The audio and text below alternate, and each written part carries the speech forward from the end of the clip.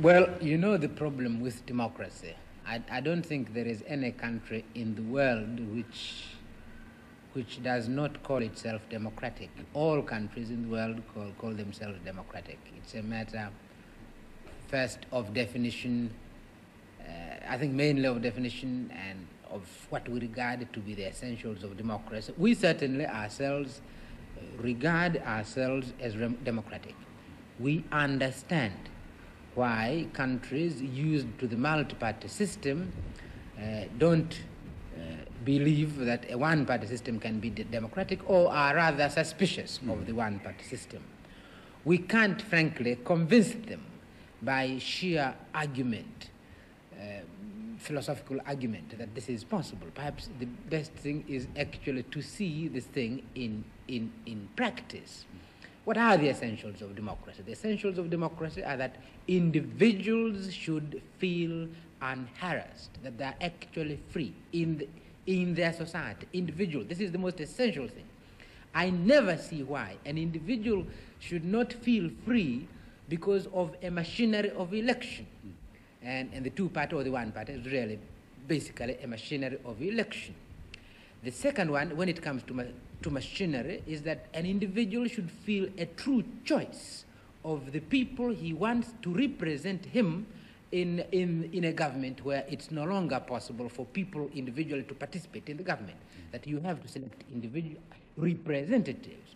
Now, sometimes you select parties, sometimes you select individuals. Now, frankly, I don't see why the thing cannot be democratic, simply because sometimes you select a party, which is what the Western countries usually do, and in our own case, you select an individual, the party being given, the party policy being given.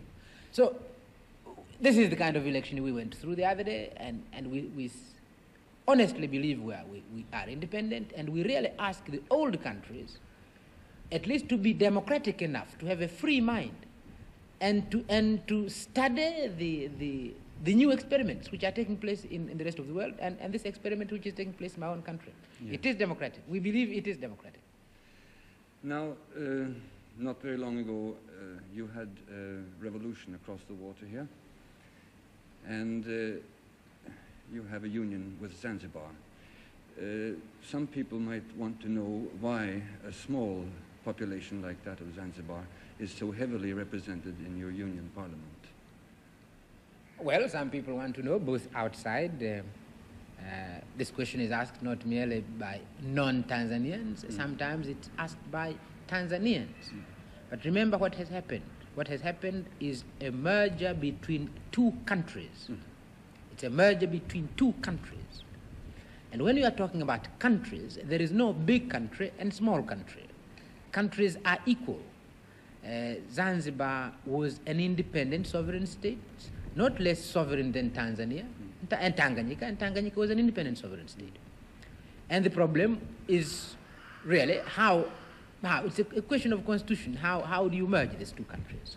And what kind of constitution do you adopt? Now, take the United States of America.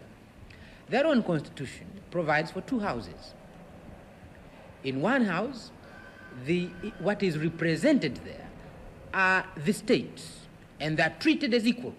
There's no big one, there's no small one. All of them are represented in the Senate by an equal number of people. Then you have the House of Representatives, where then you base it on population.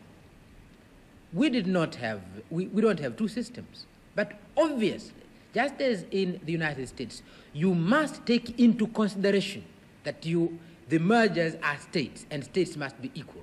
Even in our own case, although we rejected a two-house system, you can't forget that in their stateness, Tanganyika and Zanzibar are equals. Now, you recently attended the OAU conference in Accra. What is your opinion now about the status of African unity? That's one part of the question, and the second one is, how about unity here in East Africa? Why don't we hear any more about the East African Federation? May I answer first? I think the second part of the question is probably easier and perhaps could explain my answer to the first part of the question. I'm a great believer in unity.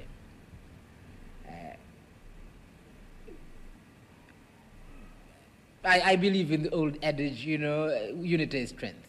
You know, I mean, this is truly, it is strength, and the human race would be much stronger if we were united. We'd get rid of a lot of problems in the world if we could be united, and therefore the human race must move towards unity. And continents like mine, a country like Tanzania must move towards greater unity, continents must move towards greater unity, and the human race must move towards unity. But the difficulties. And the difficulties are not philosophical, the difficulties are merely political. It is one of those funny things in history that a state represents nothing. You know, it's sometimes accident of history. But once it is there, it has more power sometimes than religion, than philosophy, than all sorts of things. And people become extremely, you know, while they accept philosophically we must be united, once you have these lines on a map and you have created the thing you call the nation, it's a big problem.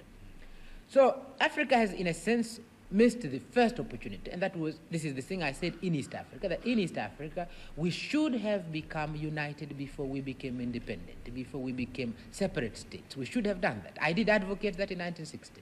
I did even go as far as saying, realizing this, I went as far as saying Tanganyika must delay her independence, or ought to delay her independence, so that we all become united, and then we take our independence. Well, this did not happen. The reasons I understand, but I felt it was a great pity that we did not become united before we became independent. Hence now the difficulties. We now become separately independent, and as a result, since we are sovereign states, it's extremely difficult. And for the time being, quite frankly, we must forget the possibility of a political merger in East Africa. Things like economic cooperation, this we are maintaining with great difficulty, but I think we'll maintain. Now, this is true of Africa.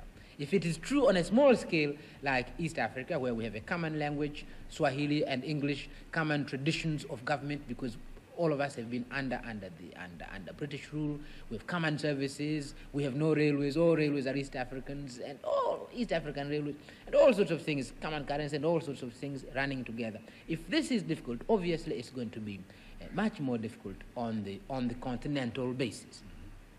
And this is the context in which people must view the unity that is taking place in Africa, the movement towards unity in Africa. This is the way you've got to assess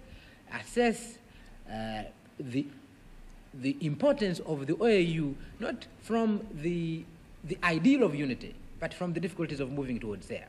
And if you do accept this, then the organization of African unity is extremely significant, because here you are. I mean, it's the one continent where you find this.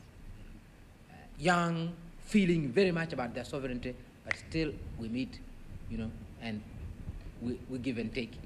And there we are. So I'm very hopeful myself. I'm realistic enough to feel that our road to unity is going to be long, patient. But I am again feeling that given these difficulties, the OAU is a small miracle.